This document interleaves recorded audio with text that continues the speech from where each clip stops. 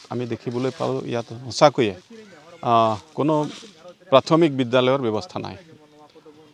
তো গতিকে ৰাইজৰ প্ৰচেষ্টাত আৰু এখেতসকলে যথেষ্ট কষ্ট কৰিছে। যিহেতু আমাৰ WDC নতুনকৈ হৈছে, তেখেতসকলে মোক প্ৰাৰ্থনা জনাইছে যে আমাৰ এই চেঁচাপানী অঞ্চলত এখন প্ৰাথমিক পৰ্যায়ৰ এখন স্কুল LP স্কুল আমাক বনাই দিব লাগে। তো এই সংক্ৰান্ততে আজি ইয়াত অহা হ'ল আৰু মোৰ লগত সান্তাল কলনীৰ লেণ্ড প্ৰটেকশ্যন কমিটিৰ মাননীয় সভাপতি হেমব্ৰম ডাঙৰীয়া আছে। আৰু আজিৰ এই বিশেষ অনুষ্ঠান, বিশেষ আজিৰ প্ৰগ্ৰামত এই অঞ্চলৰ সমূহ ৰাইজৰ লগত বুদ্ধিজীৱী দল সংগঠন, আমাৰ প্ৰাক্তন সদস্যসকল সকলোৱে উপস্থিত আছে। তো আজি নথৈ আনন্দিত হৈছোঁ। আজি লাই খুঁটা এখন স্থাপন কৰিলোঁ LP স্কুলৰ, আৰু বিশেষভাৱে এই স্কুলখনক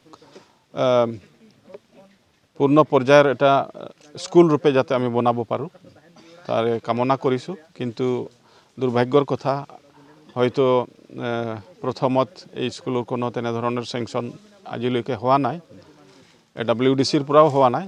তো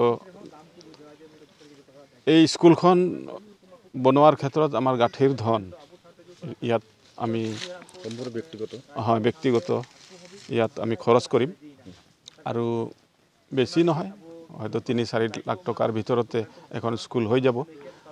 আৰু মই আহ্বান ৰাখিম, এই অঞ্চলৰ বহু তেনেকুৱা গণ্যমান্য ব্যক্তিসকল আছে, তেখেতসকলেও যাতে সহযোগিতা আগবঢ়ায়। আৰু বিশেষভাৱে আমাৰ এইটো পৰ্বতঝৰা সমষ্টিত পৰিছে।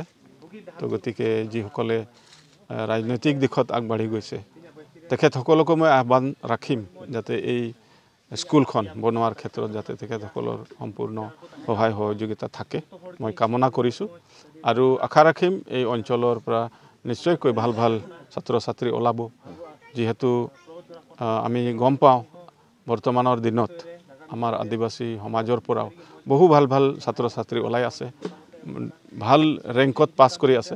গতিকে আমি প্ৰথম শিক্ষাৰ দিশতে আমি প্ৰচেষ্টা হাতত লৈছোঁ, কিয়নো শিক্ষাই হ'ল জাতিৰ এটা মেৰুদণ্ড।